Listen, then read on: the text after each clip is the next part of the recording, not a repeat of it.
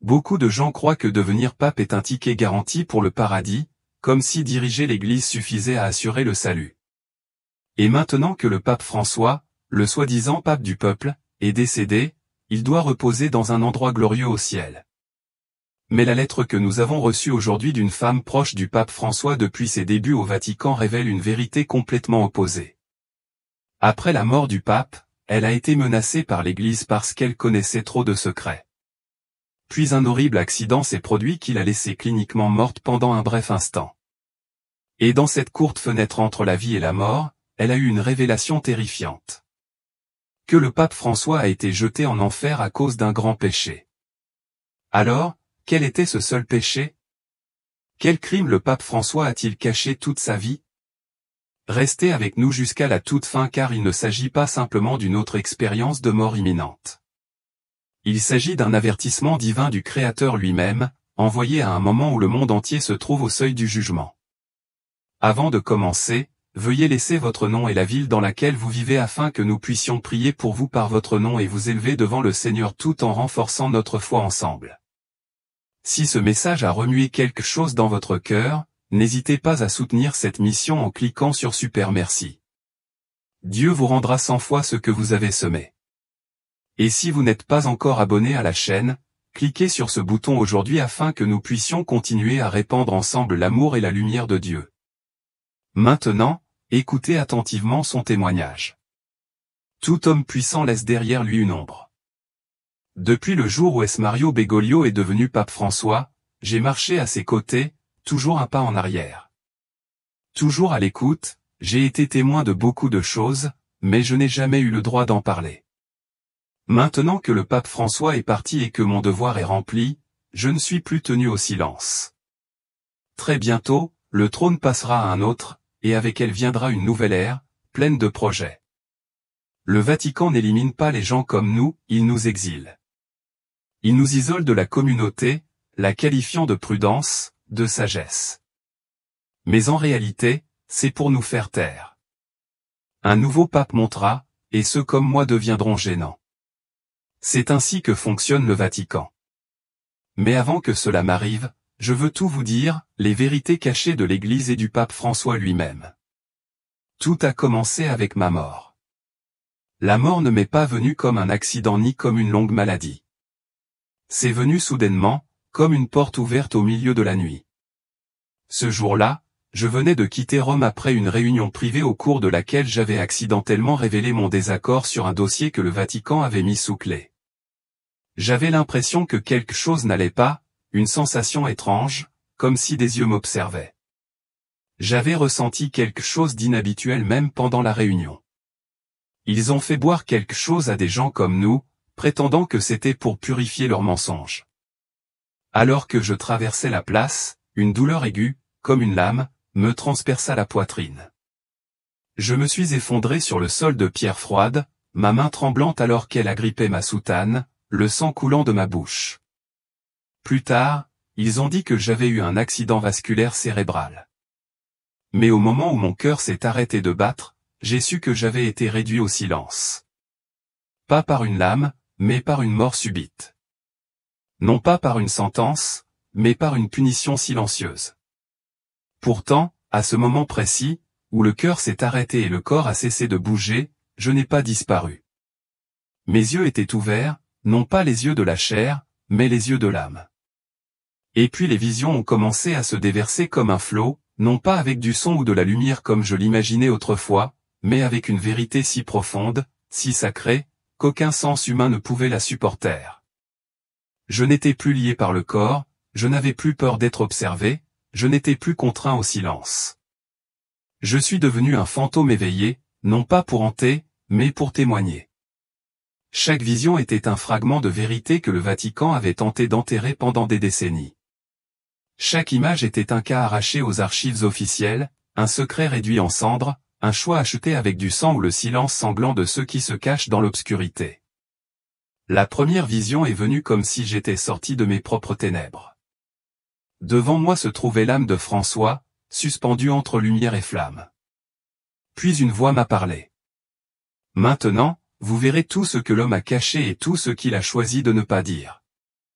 Regardez, souvenez-vous, dites. Et c'est ainsi que mon voyage a commencé.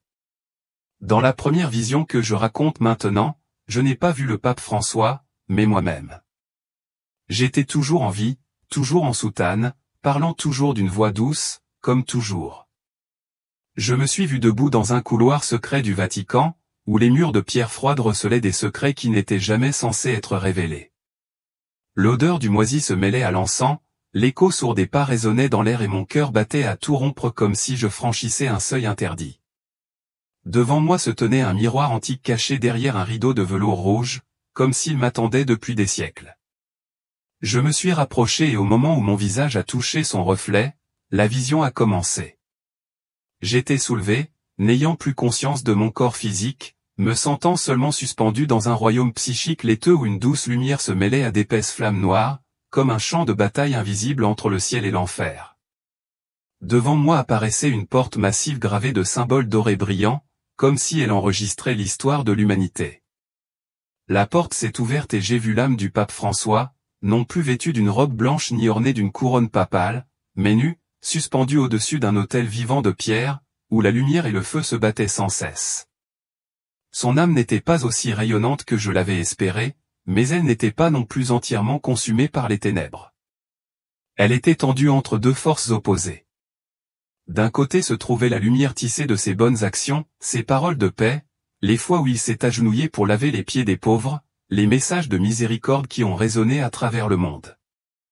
Des voix provenant de la lumière appelaient comme des prières de la part des millions de personnes qui croyaient autrefois en lui et qui l'appelaient autrefois le berger de Dieu. Mais de l'autre côté, des flammes noires s'élevaient, non pas par méchanceté, mais par silence. Les moments où il a choisi de ne pas parler, les moments où la prudence l'emportait sur la justice. François se tenait devant un livre ancien, essayant de réviser le Notre Père, la prière la plus sainte donnée par Jésus-Christ lui-même. Il croyait que le changement rendrait la prière plus accessible, mais j'ai vu des entités sombres tourbillonner autour de lui, murmurant des mots de blasphème, guidant sa main pour réécrire des phrases qui ne venaient pas du ciel. Le feu noir s'enflamma violemment comme si chaque mot tordu était une lame transperçant la vérité. L'image a changé et je l'ai vu dans une pièce fermée, levant la main pour bénir les couples de même sexe. Son visage arborait le doux sourire que le monde adorait. La foule a applaudi, saluant sa tolérance. Mais j'ai vu ses yeux vides, comme contrôlés par des cordes invisibles. La flamme noire s'éleva à nouveau. Car cet acte n'était pas une miséricorde, mais une souillure de l'alliance sacrée entre l'homme et la femme, incité par Satan à brouiller la frontière entre la sainteté et le péché.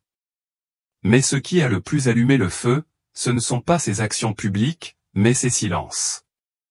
J'ai vu des documents entassés dans les couloirs cachés du Vatican et des rapports sur des scandales d'abus sexuels, des preuves de corruption financière, des appels à l'aide de victimes abandonnées par l'Église.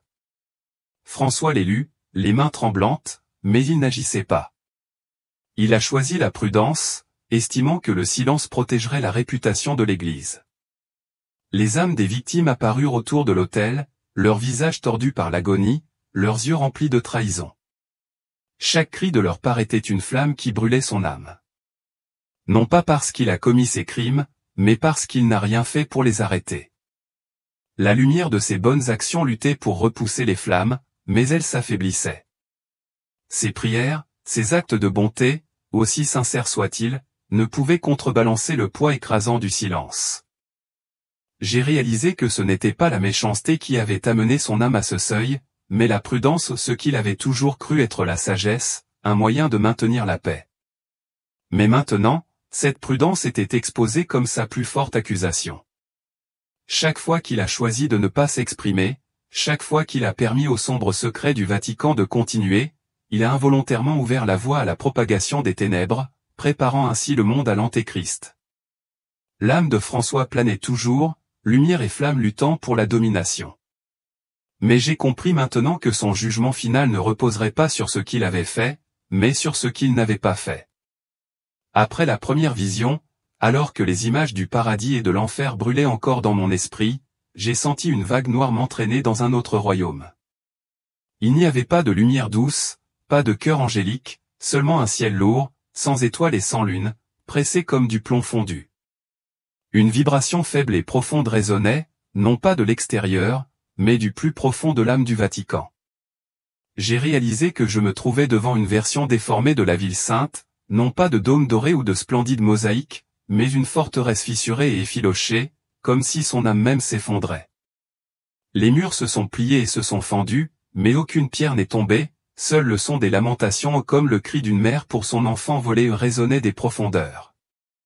J'ai alors compris que c'était la voix de l'Église, non pas celle des rituels et des processions, mais celle de l'Église bâtie sur le sang des innocents et les larmes des oubliés. Cette voix réclamait des vérités enfouies, des péchés cachés sous des robes blanches. Et au centre de la vision, j'ai vu le pape François. Il ne portait pas les robes papales blanches familières. Il se tenait dans une pièce sombre, devant une vieille table en bois. 3 cardinaux l'entouraient, les visages tendus, les yeux oscillant entre la peur et le désespoir. Sur la table se trouvait un épais dossier relié en cuir, écrit à la main sur sa couverture, « Corruption financière du Vatican ». Je pouvais sentir son poids. Chaque page est remplie de trahison. Les chiffres, les comptes, les transactions illicites, les noms des conspirateurs brûlaient dans mon esprit comme un feu. C'était la preuve que l'argent sacré avait été transformé en argent maudit, utilisé pour acheter le silence, renforcer le pouvoir et couvrir des crimes indescriptibles. Francis feuilleta quelques pages, les mains tremblantes. Autour de lui, des entités sombres, noires comme de l'encre, glissaient et murmuraient des paroles cruelles et séduisantes. Ce n'étaient pas des anges, mais des serviteurs de Satan, leur voix comme des lames transperçant mon esprit. Si cette vérité éclate, a déclaré d'une voix rauque un cardinal, l'Église s'effondrera. Un autre plus âgé a répondu, si nous l'enterrons, les innocents continueront à souffrir. Francis leva les yeux creux, comme manipulés par des ficelles invisibles. Il tenait le stylo, les doigts serrés. Debout au seuil du changement, capable de signer le rapport, d'exposer la vérité et de laisser la justice s'exprimer. Mais ensuite il a posé le stylo. Sa voix était basse. Pas maintenant. Si cela se brise, les gens perdront la foi. Ce moment a traversé la vision comme un couteau. Les entités sombres rirent, satisfaites de son choix. Avec cette seule décision, François a sauvé l'Église de l'effondrement, mais a enterré la vérité, enfermant les cris des victimes dans l'obscurité. Les cordes noires se resserrèrent autour de lui comme si Satan assurait son emprise. J'ai alors réalisé qu'il ne s'agissait pas de miséricorde, mais d'obéissance aux murmures venant de l'abîme, un acte délibéré visant à protéger la forteresse de Satan, ouvrant la voie à l'Antéchrist. La vision a encore changé. Je me suis retrouvé dans un couloir fait de chiffres, de millions de comptes bancaires, de transactions, de noms qui tournaient comme un labyrinthe. Au centre se tenait une silhouette vêtue d'une robe noire et d'une capuche, silencieuse. Je ne pouvais pas voir leur visage, mais leur voix était froide et aiguë. Toute pièce de monnaie non dépensée pour nourrir les pauvres condamne une âme. Les chiffres se sont transformés en flammes, brûlant les rêves des orphelins, les supplications des maltraités, les espoirs des oubliés. J'ai vu de l'argent qui aurait pu sauver des vies, utilisé à la place pour construire des tours, acheter le silence et investir dans l'obscurité. François réapparut, tenant toujours le rapport, mais ses yeux étaient désormais vides, comme une marionnette entièrement livrée à Satan. La scène changea encore une fois. J'ai vu une archive scellée, sans fenêtre. 2 cardinaux se tenaient devant une boîte en verre contenant des fragments d'os. Un rapport scientifique à côté détaille les tests ADN des mineurs portés disparus depuis les années 1990. Ils avaient l'intention de détruire les restes, mais François les en empêcha. Sa voix trembla. Non, nous les cacherons, mais n'y touchons pas. Je ne veux pas que ce sang crie contre nous le jour du jugement dernier. Mais ces paroles n'ont apporté aucune justice. Les ossements sont restés enfermés, la vérité enterrée, les cris des victimes inaudibles. Les entités sombres tournaient en rond, riant, sachant que François avait choisi de protéger l'Église plutôt que de révéler la vérité. La vision finale m'a élevé jusqu'au dôme du Vatican, contemplant la ville sainte. Mais au lieu d'une lumière dorée, j'ai vu des fissures brillantes dans le sol. D'eux surgissaient des figures transparentes des âmes de victimes, des enfants, des femmes, des prêtres oubliés aux yeux pleins de larmes. Ils regardaient vers la fenêtre papale pour ne pas accuser. Francis se tenait derrière la fenêtre, le visage tordu par l'angoisse, mais il ne disait rien. Son choix de ne pas signer l'acte d'accusation, de ne pas révéler la vérité, avait fait de lui un serviteur de Satan, gardant le Vatican debout et le préparant à l'arrivée de l'Antéchrist. La troisième vision ne m'est pas venue avec violence, mais avec une profonde tristesse persistante, comme si le temps lui-même avait envie de raconter ce qui avait été effacé, oublié et enseveli sous des couches de dévotion mal interprétées. Je me suis retrouvé dans un couloir souterrain, enveloppé par une lumière blanche laiteuse sans source claire. Les anciens murs semblaient respirer comme s'ils étaient vivants. À chaque pas, des inscriptions invisibles apparaissaient, des phrases latines usées par le silence. Et puis soudain, une porte, pas une porte ordinaire, elle portait le symbole de Saint-Pierre sculpté dans des clous rouillés. Lorsque je l'ai ouvert, je me suis retrouvé dans une crypte. Il n'y avait pas d'odeur de mort, seulement une odeur de souvenir. Dans cette pièce, des boîtes étaient soigneusement rangées, numérotées, contenant des restes humains ou des os, certains de petite taille, d'autres de taille adulte, des pièces éparpillées d'un douloureux puzzle. Cette vision m'a ramené dans le temps, des décennies avant la papauté de François. J'ai vu des hommes en tenue de bureau se déplacer sous le couvert de la nuit, transférant les restes d'une pièce à l'autre, sans laisser de traces. Ce n'était pas un crime du présent. C'était un héritage lourd et inconfortable auquel chaque pape devait faire face, comme une croix trop honteuse pour être nommée. Ces ossements appartenaient à des époques plus sombres, à des histoires que personne n'osait reconnaître. Certains venaient d'orphelinats fermés depuis longtemps, d'autres de couvents abandonnés, d'endroits où la charité avait été utilisée comme masque pour dissimuler les abus.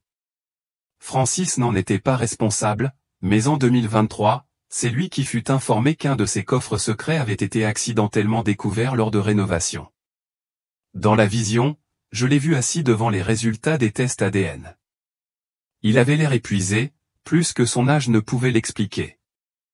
Il a simplement dit, encore une fois, nous devrons enterrer sans confession. Et il a ordonné que tout soit catalogué, conservé en toute sécurité, mais jamais révélé à la presse non par méchanceté, mais par peur. Si les gens le savaient, a-t-il ajouté, ils croiraient que nous sommes simplement un cimetière de péchés, et non un corps vivant. Avait-il tort ou raison? Je ne suis plus en mesure de juger. Mais je sus alors que ce fardeau avait brisé quelque chose en lui. Mais ce n'est pas là la révélation la plus choquante de cette vision. Immédiatement après, la scène a changé. Je me suis retrouvé dans une pièce vitrée. Le ciel dehors était d'un noir absolu, strié d'éclairs rouges. À l'intérieur, un groupe de personnes était assis autour d'une table ronde. Certains étaient des laïcs, d'autres des prêtres. Au centre de la table se trouvait un dossier intitulé « Mission Kinshasa ». C'était en 2019. Lors des préparatifs de la visite du pape en Afrique, on a découvert que l'un des récipients utilisés pour la Sainte Messe contenait un liquide falsifié à un poison à action lente, sophistiqué, presque indétectable, conçu pour provoquer une insuffisance cardiaque tout en imitant un évanouissement inoffensif. Il n'y a eu aucun scandale, aucune arrestation. Le prêtre soupçonné d'avoir manipulé le navire a été discrètement transféré à l'étranger. Rien de plus n'a été dit. Et François? Dans la vision, je l'ai vu agenouillé, tenant le calice dans ses mains. Il savait qu'il l'avait prévenu. Pourtant, il a quand même choisi de célébrer la messe. Il a dit, le martyre a commencé il y a longtemps. Maintenant, il ne porte que des gants. Le poison a été remplacé. La cérémonie s'est déroulée. Personne ne savait rien, mais le message était clair. Quelqu'un, de l'intérieur ou de l'extérieur, voulait l'arrêter. Non pas à cause de différences doctrinales, mais parce qu'il avait touché à des intérêts trop profonds, trop puissants. La vision se terminait par un détail effrayant. Dans la pièce à côté du dossier sur le calice, il y avait une autre feuille de papier non ouverte. Sur celui-ci, un seul mot manuscrit, succession. Puis tout a disparu. Et j'ai compris. François n'était pas seulement un pape. C'était un homme oscillant entre deux mondes. Le monde de la miséricorde et le monde des ruines enfouies. Il a essayé de guérir mais a dû marcher sur des os. Il essayait de prêcher mais le poison l'attendait toujours sous son calice.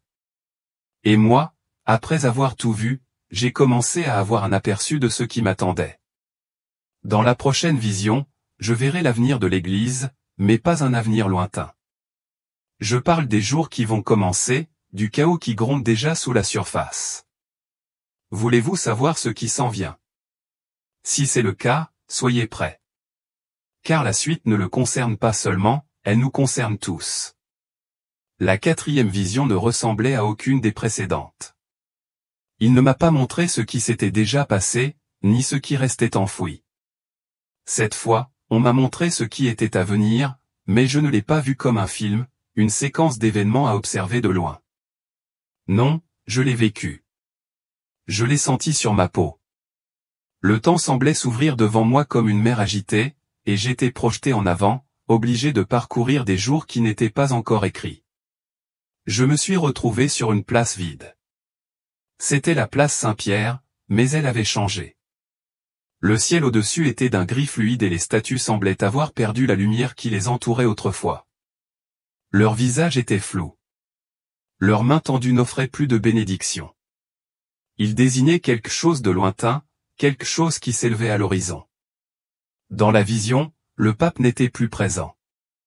Le trône était vide, et autour de lui, une bataille silencieuse prenait forme. Pas avec des armes, pas avec du sang, mais avec des mots, avec des documents, avec des regards, avec des manipulations. J'ai vu les cardinaux debout en silence, certains regardant dans le néant, d'autres écrivant des lettres dans des pièces fermées. Leurs paroles étaient enfumées. Chaque phrase était vague, chaque déclaration était un piège. Ils parlaient d'unité mais pensaient au pouvoir. Ils parlaient de continuité mais rêvaient de revanche. Et puis je l'ai vu, le nouveau, celui qui vient. Je ne connaissais pas son nom. Son visage était obscurci, comme voilé d'ombre. Mais j'ai entendu sa voix, et le monde a semblé basculer avec elle. C'était une voix qui promettait la paix mais sème la confusion. Il parlait de justice mais semait la tromperie.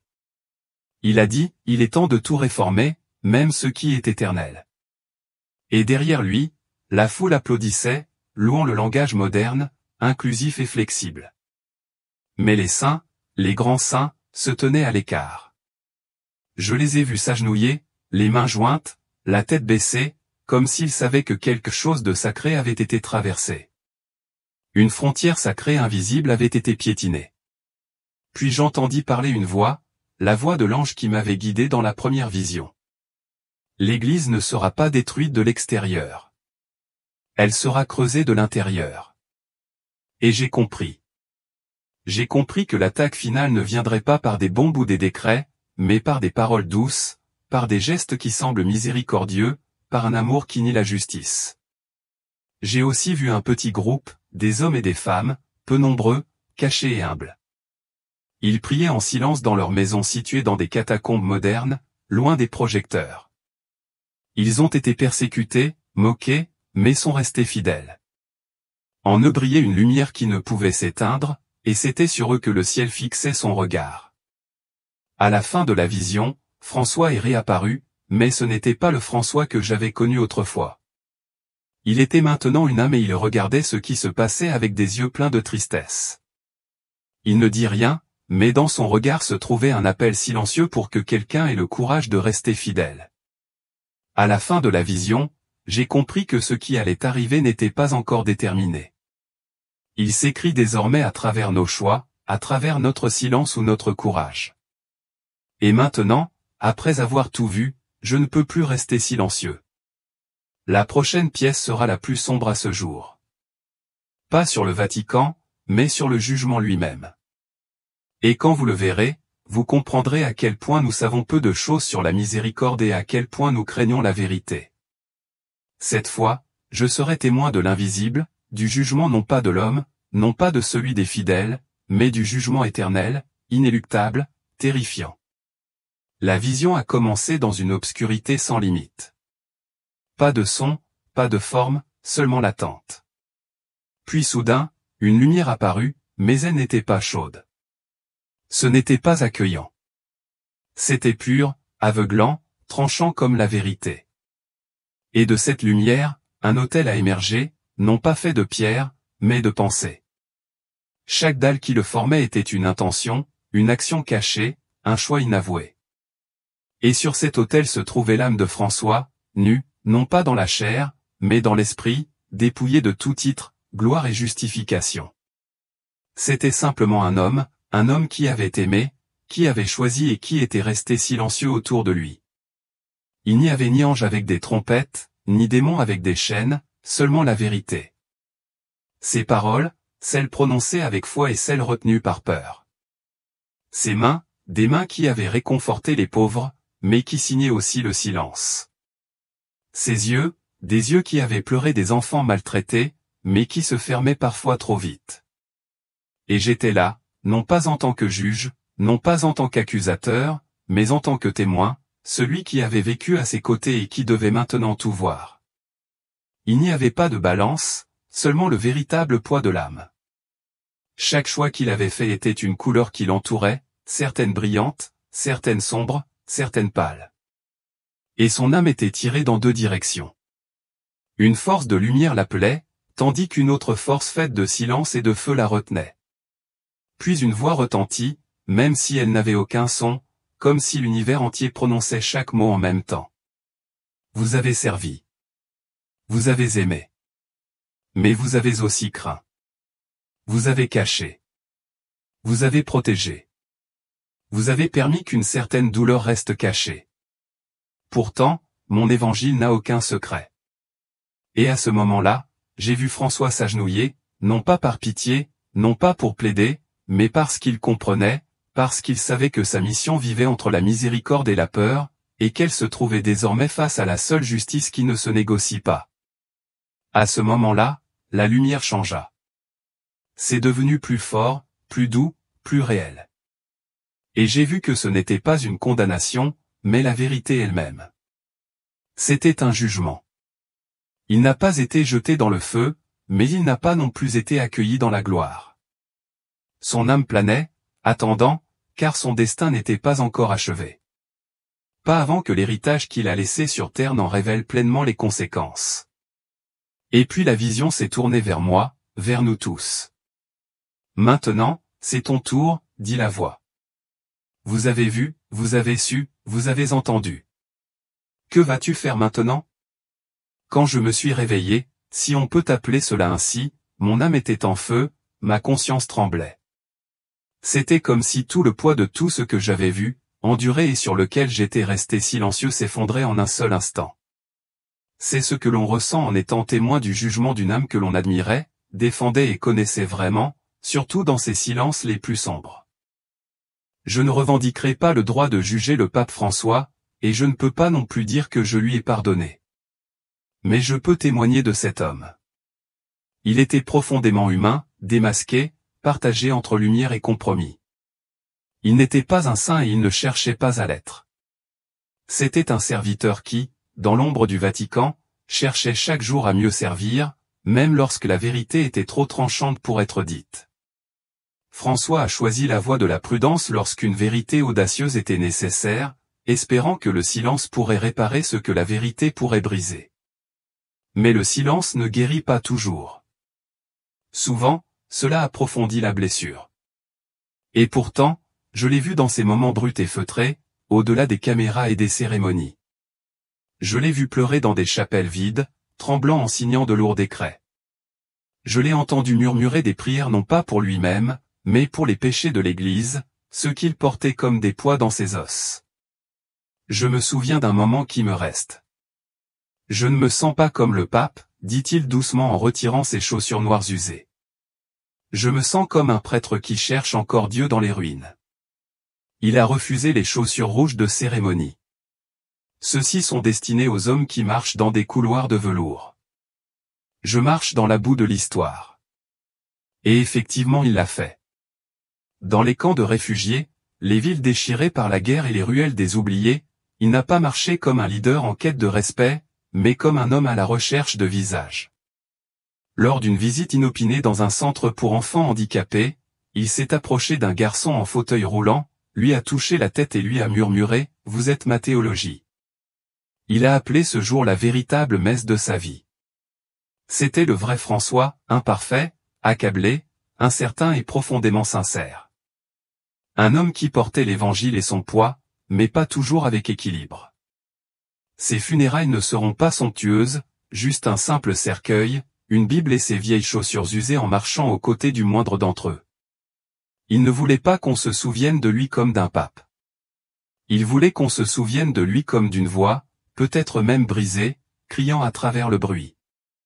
Je l'ai vu dans ces moments les plus humains, recevoir des dossiers que personne d'autre ne voulait voir, prendre des décisions en se serrant la main, sachant que chacune d'elles ferait s'effondrer quelque chose de sacré. Son plus grand échec n'était pas le mal, c'était un compromis. Là où la vérité aurait dû rugir, murmura-t-il. En temps de jugement, il s'est voilé. Pas par méchanceté, mais par peur, la peur que la vérité ne détruise ce qu'il espérait que le temps rachèterait. Mais maintenant, tout est révélé. Et au moment où vous lisez ceci, sachant ce que j'ai vu, ce n'est plus son jugement qui compte. C'est le vôtre. Parce que le jour viendra pour chacun de nous. Et quand ce sera le cas, il n'y aura plus de titre, plus de masque, plus de protection, seulement la lumière et la vérité. Vous vous tiendrez comme lui, nu, transparent, devant celui qui pèse plus lourd sur le silence que sur les mots. À ce moment-là, rien n'aura d'importance sauf la vérité que vous avez choisi de vivre, la vérité que vous avez osé dire et la vérité pour laquelle vous étiez prêt à souffrir. Nous ne sommes pas des juges. Nous sommes des témoins, des voyageurs dans un monde éclaté. Chacun de nous doit choisir la lumière ou les ténèbres, la voix ou le silence, la mémoire ou l'oubli. C'est maintenant votre tour. Lorsque ce dernier appel viendra, lorsque le ciel vous regardera dans les yeux, y trouveront-ils la vérité ou seulement des échos de choses non dites? En fin de compte, le seul péché du pape François a été son compromis avec les ténèbres lorsqu'il a choisi de cacher la vérité au lieu de proclamer hardiment la lumière au peuple de Dieu.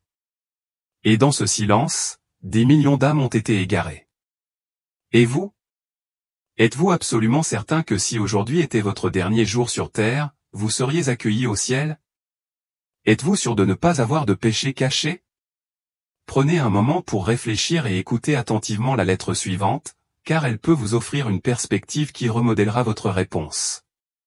C'est le témoignage d'une femme à qui Jésus-Christ lui-même a révélé le seul péché qui entraîne chaque heure des millions de chrétiens en enfer. Si vous croyez toujours que vous êtes suffisamment en sécurité, assez juste ou assez pieux, alors vous êtes peut-être celui qui risque le plus d'être trompé. Et cette vidéo pourrait très bien être le dernier acte de miséricorde de Dieu envers vous avant que la porte ne se ferme. Pour la plupart des catholiques, la croyance selon laquelle les papes vont au ciel est presque incontestable. Ils sont considérés comme des hommes qui ont vécu fidèlement pour Dieu, ont dirigé son Église et ont consacré toute leur vie à la foi. Mais si cette croyance, si profondément enracinée dans le cœur de millions de personnes, était soudainement ébranlée? Cette histoire vient d'une érudite qui faisait des recherches sur le catholicisme. Pour elle, c'était purement académique jusqu'au jour où son cœur s'est arrêté. Au moment même où son âme a quitté son corps, elle a été emmenée dans les profondeurs les plus sombres de l'au-delà. Là, elle a vu quelque chose à quoi aucun catholique ne s'attendrait, des papes vénérés souffrant en enfer. Et puis vint le coup final. Elle a vu le pape François entraîné vers l'abîme. Pourquoi l'actuel chef de l'Église catholique apparaîtrait-il dans un endroit aussi terrifiant? Quelle vérité se cache derrière la robe blanche? Écoutez jusqu'à la fin car peut-être avez-vous été choisi pour voir ce à quoi les autres refusent de faire face. Bienvenue dans les histoires bibliques éternelles, où de véritables expériences de mort imminente sont racontées pour éveiller la foi et illuminer l'âme. Si vous n'êtes pas encore abonné, faites-le maintenant et laissez votre nom et la ville depuis laquelle vous regardez dans les commentaires afin que Dieu sache que vous êtes ici en train de regarder et prêt à recevoir ses bénédictions.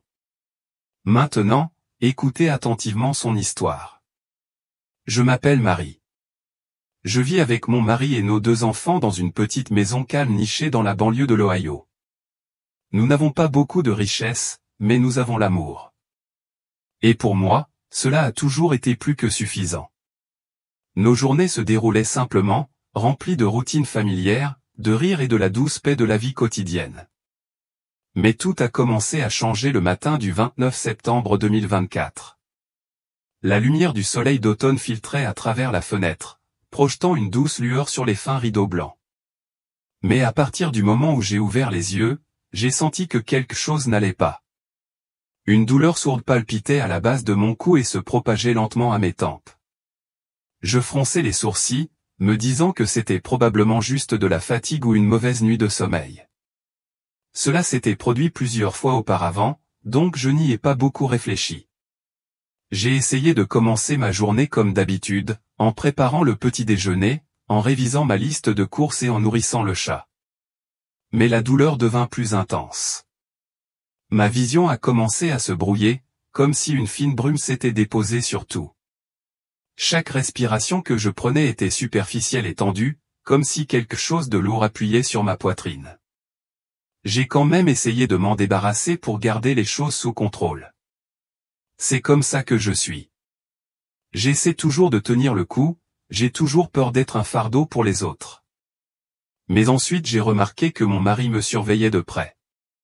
Il s'est avancé, a posé sa main sur mon épaule et a dit avec inquiétude dans la voix, « Tu ne vas pas bien.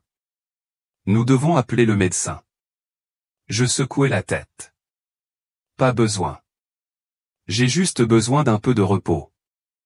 Mais juste au moment où les mots quittaient ma bouche, un éclair de douleur semblable à un éclair me traversa la tête, me faisant doubler.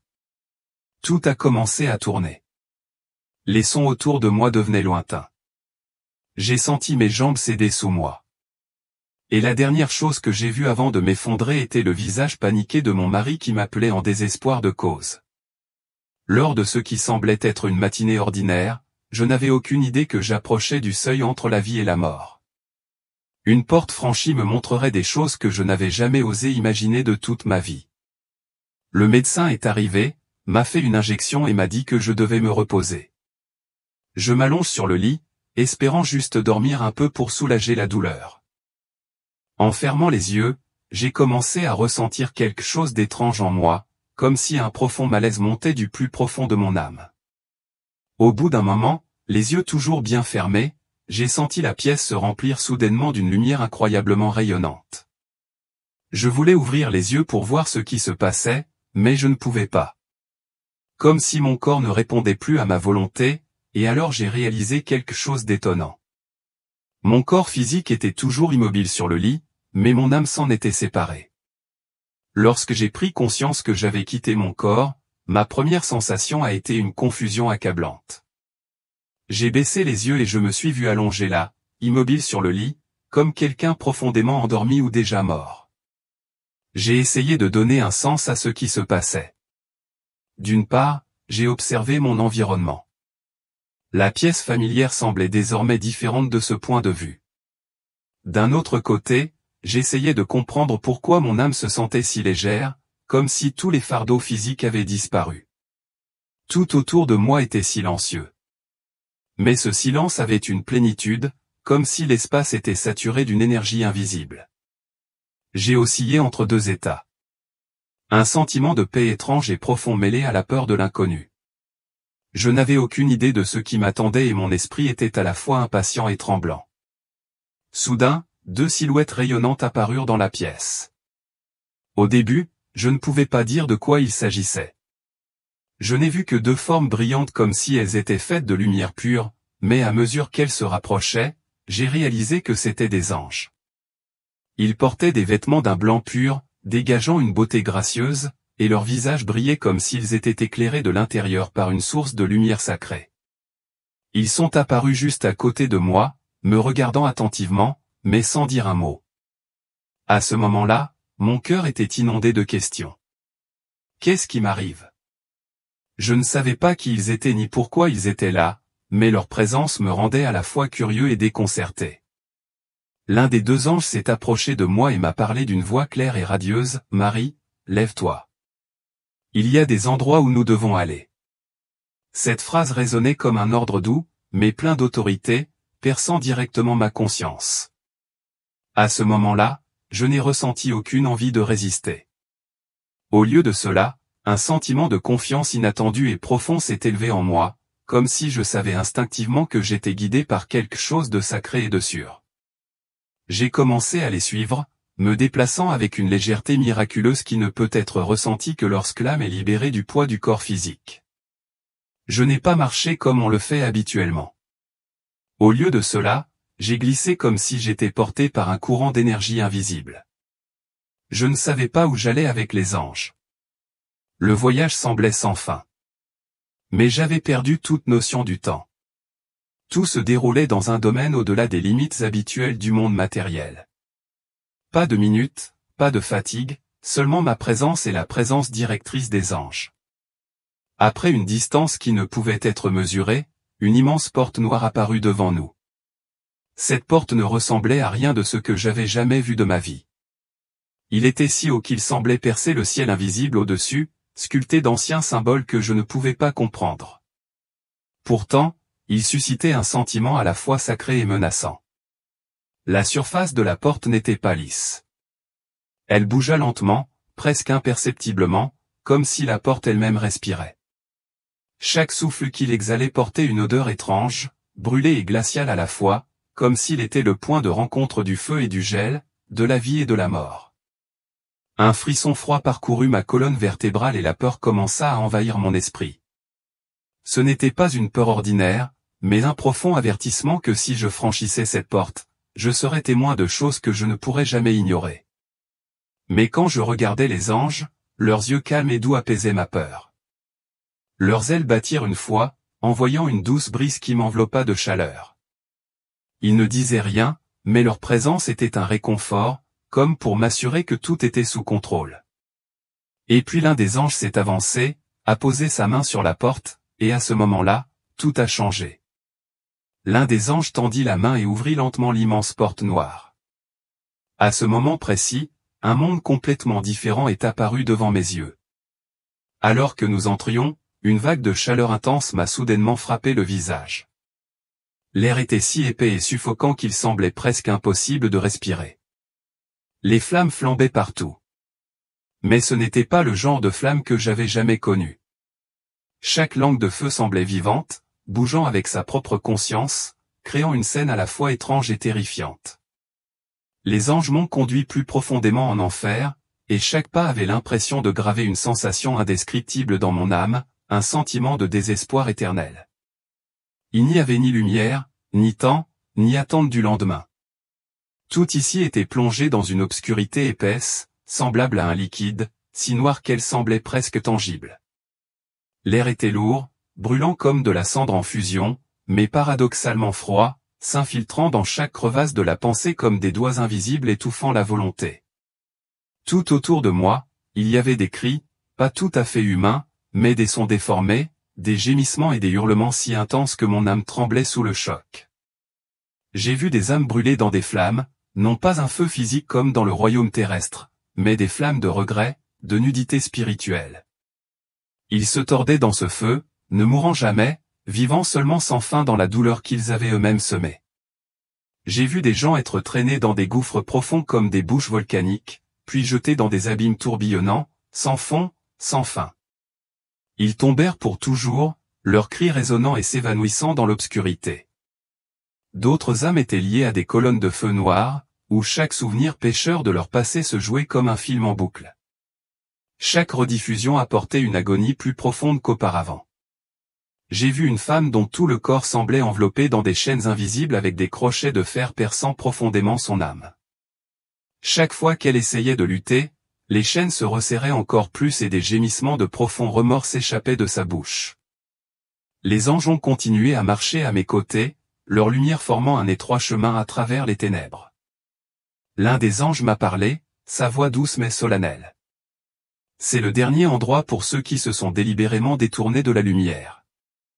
Ce n'est pas la punition de Dieu. C'est la conséquence naturelle d'une âme qui l'a rejetée. J'ai regardé dans les yeux des âmes. Chacun portait une histoire, une blessure, une erreur sur laquelle il n'y avait aucun retour en arrière. Certains étaient à genoux, certains criaient, et certains restaient silencieux, les yeux écarquillés, se faisant toujours face à un châtiment auquel il ne pourrait jamais échapper. Et puis, à mesure que nous descendions, l'obscurité elle-même semblait se déplacer. Une nouvelle silhouette apparut au loin, grande, royale, mais enveloppée d'ombre.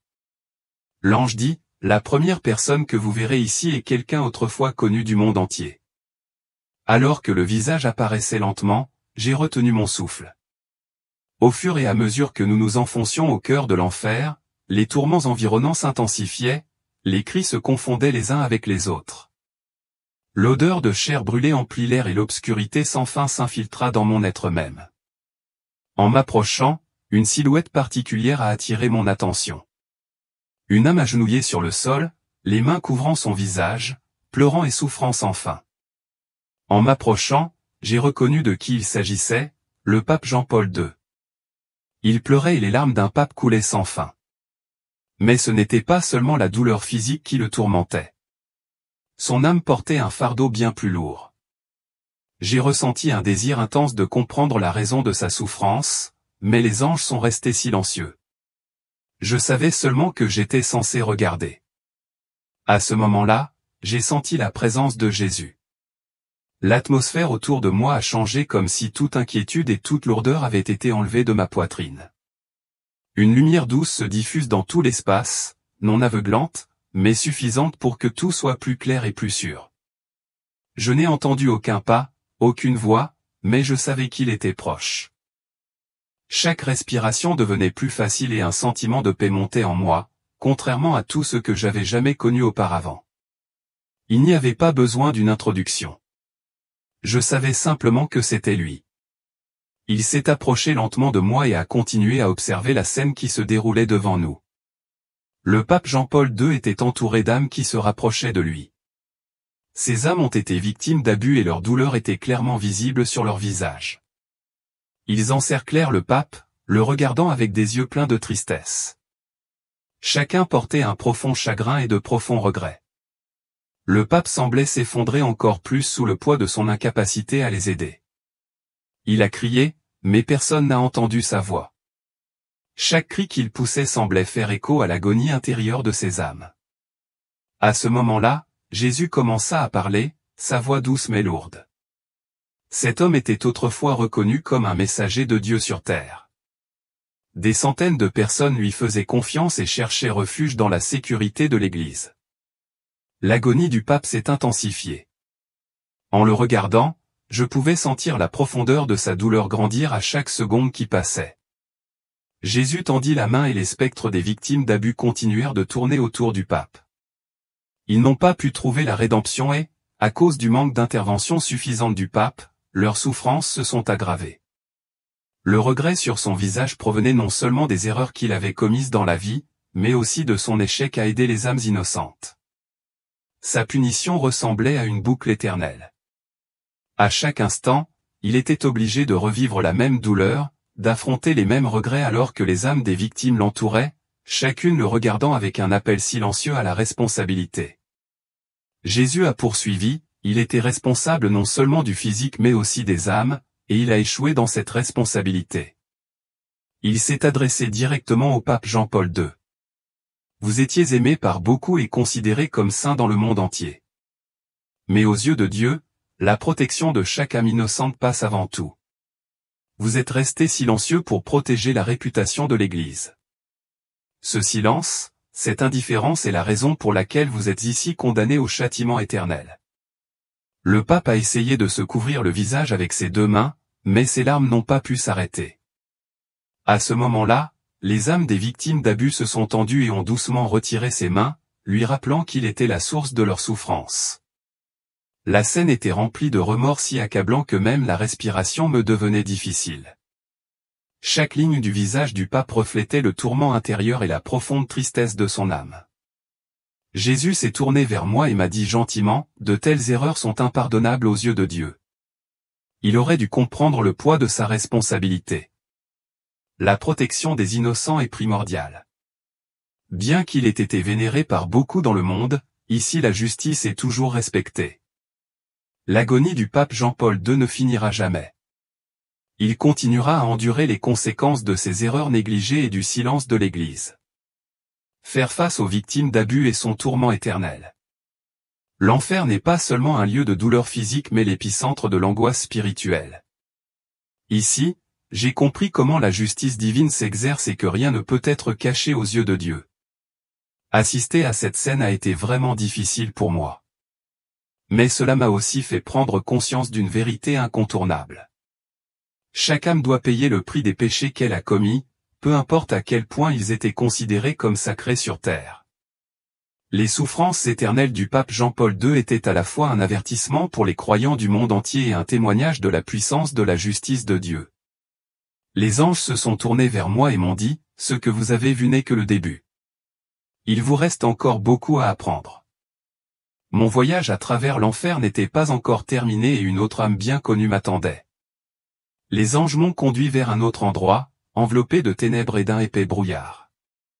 L'atmosphère ici était beaucoup plus lourde que dans les zones précédentes où j'avais vu d'autres âmes. C'était comme si la brume noire elle-même était une manifestation d'un profond regret et du poids des responsabilités abandonnées par les âmes souffrantes de cet endroit. La densité de l'air me pressait à chaque respiration. À travers la brume, une silhouette émergea lentement. Je l'ai reconnue immédiatement. C'était le pape Benoît XVI, agenouillé au sol, les mains couvrant son visage de serpents enroulés autour de son corps. Les cris et les murmures résonnaient sans cesse autour de lui. Ces sons ressemblaient à des voix du passé, à des cris qu'il avait ignorés et tenté de faire taire. Chaque cri portait un poids qui pesait lourdement sur mon esprit. Voir Benoît entouré d'une si profonde angoisse a suscité en moi quelque chose de profondément troublant. Les regrets gravés en lui révélaient à quel point il avait échappé à ses responsabilités pendant son mandat de pape. Jésus s'est approché lentement de moi et a commencé à clarifier la scène sous mes yeux. Tout comme la punition infligée au pape Jean-Paul II, cette vision était remplie de la douleur des victimes d'abus. Cependant, la punition infligée à Benoît était encore plus complexe. Il était non seulement confronté au péché qu'il avait négligé, mais aussi au tourment d'avoir abandonné son rôle de pape. Jésus a regardé le pape Benoît avec une profonde tristesse et a déclaré, « Il occupait la position la plus élevée dans l'Église. » Mais lorsqu'il a vu le mal, il est resté silencieux. Au lieu d'affronter les scandales d'abus, il a choisi de les cacher. Et lorsque le fardeau est devenu trop lourd, il s'est enfui. Il a abandonné sa responsabilité. Benoît s'est bouché les oreilles, mais les cris des victimes sont devenus plus forts, transperçant son âme. Chaque écho était un fragment de mémoire qui revenait. Une âme d'enfant blessée, un appel à les ignorer, un regard innocent piétiné. Le poids de son silence et de son indifférence le tourmentait sans fin. Chaque cri était un rappel de son inaction. Les nuages noirs de regret tourbillonnaient autour de lui, exigeant justice. Jésus s'est tourné vers moi et m'a dit, sa démission n'était pas seulement une évasion. Elle a amplifié la douleur au sein de l'Église. Les scandales financiers et la corruption ont prospéré dans le silence qu'il a permis. J'ai compris pourquoi le châtiment de Benoît différait de celui de Jean-Paul II.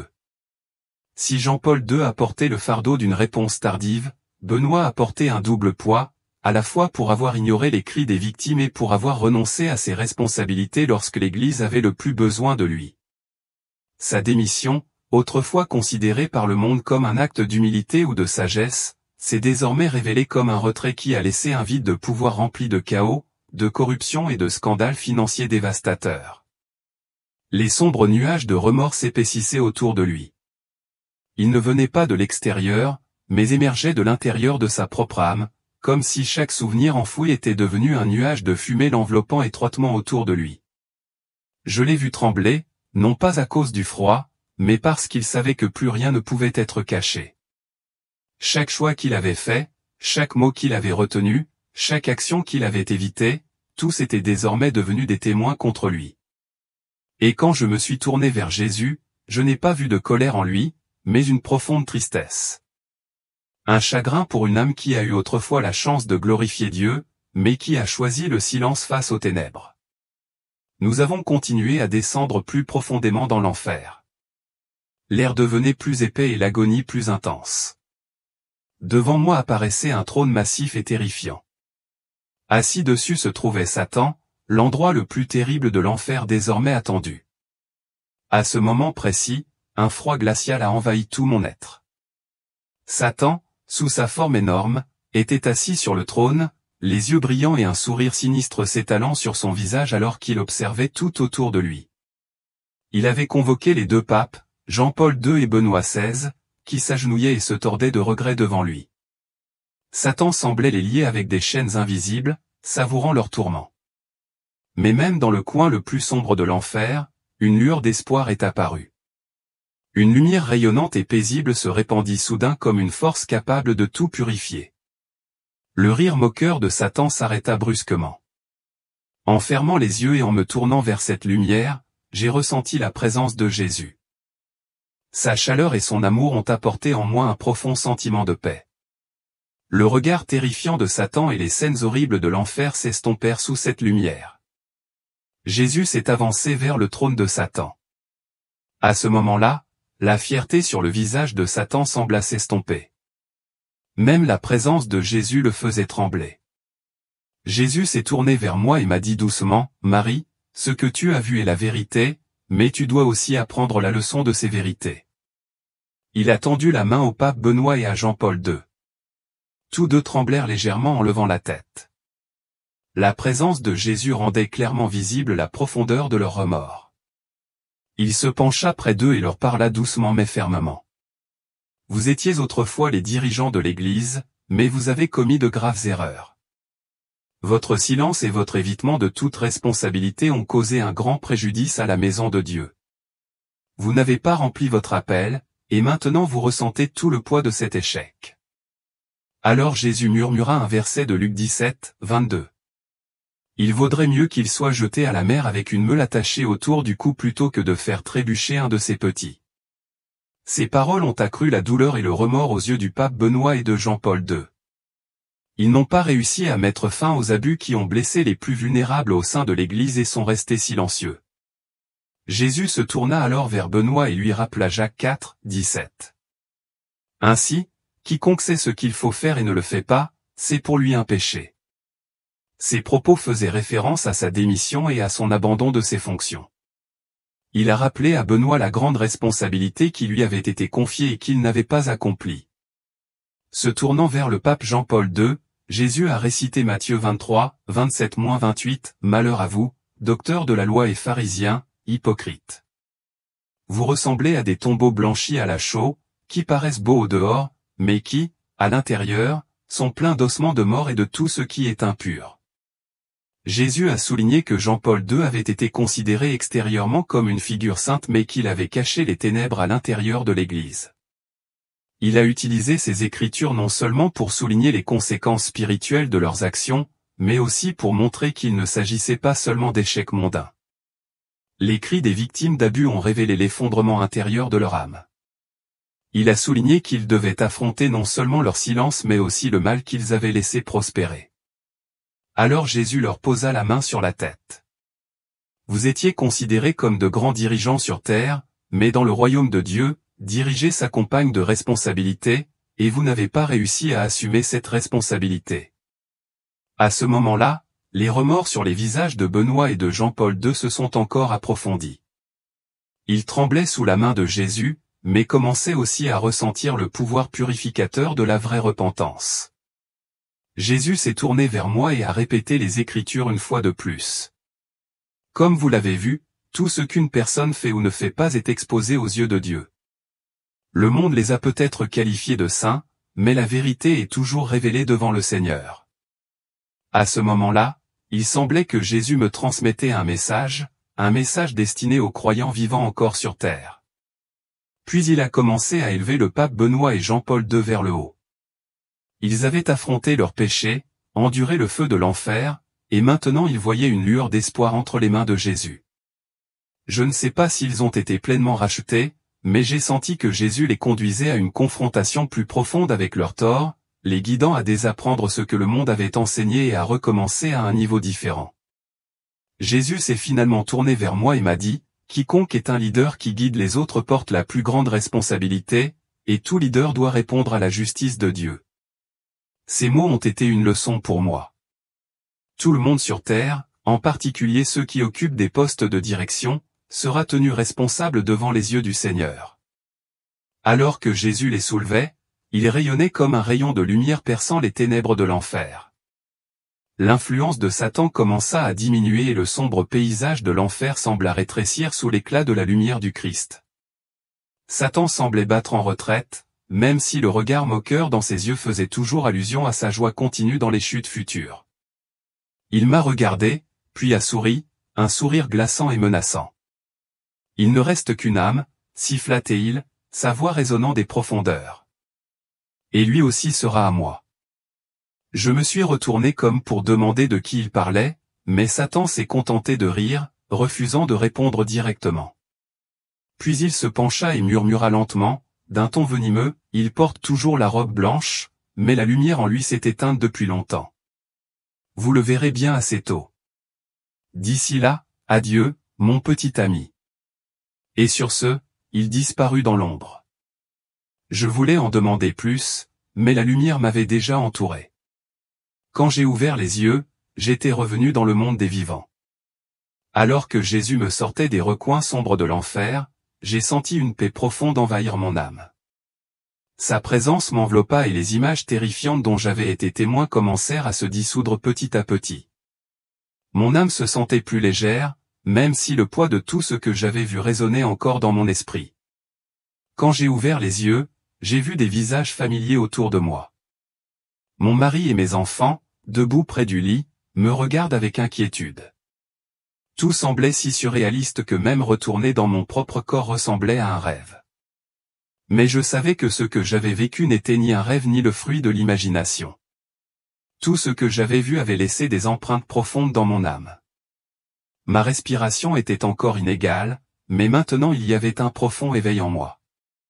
Les paroles de Jésus continuaient de résonner dans mon esprit, tout dirigeant doit répondre à la justice de Dieu. Ces paroles n'étaient pas seulement un message destiné au pape que j'avais vu en enfer. Ils étaient aussi un rappel pour moi. J'ai réalisé que moi aussi, je devais réfléchir à ma propre vie et à ma responsabilité. Je n'étais pas seulement appelé à vivre dans ce monde, mais à rester fidèle au chemin de Dieu. L'histoire de Marie touche donc à sa fin. Et si vous êtes encore là à écouter jusqu'au bout, c'est peut-être parce que Dieu veut que vous voyiez ce qu'elle a vu. Parce que la vérité dont elle a été témoin ne concernait pas seulement les papes ou les dirigeants. Il s'agissait de nous tous. Ce qu'elle a vu était la justice, complète et indéniable. Et cette justice ne se soucie pas des titres ou de la renommée. Il regarde le cœur. Il voit ce que nous essayons de cacher. Et un jour, chacun d'entre nous devra y faire face. Cette histoire est destinée à vous réveiller, à nous rappeler la façon dont nous vivons, la façon dont nous dirigeons et la façon dont nous réagissons à la douleur des autres. Tout compte. Chaque silence, chaque choix, chaque fois que nous détournons le regard, il le voit. Et si quelque chose dans cette histoire vous a ému, partagez vos réflexions ci-dessous. Vous ne savez jamais que ce que vous écrivez aujourd'hui pourrait être la lumière qui ramènera une autre âme errante chez elle. Et n'oubliez pas de vous abonner pour continuer votre voyage avec des histoires bibliques éternelles, où de vrais témoignages sont partagés non seulement pour être entendus, mais aussi pour vous guérir et vous rapprocher de Dieu. Merci d'avoir écouté.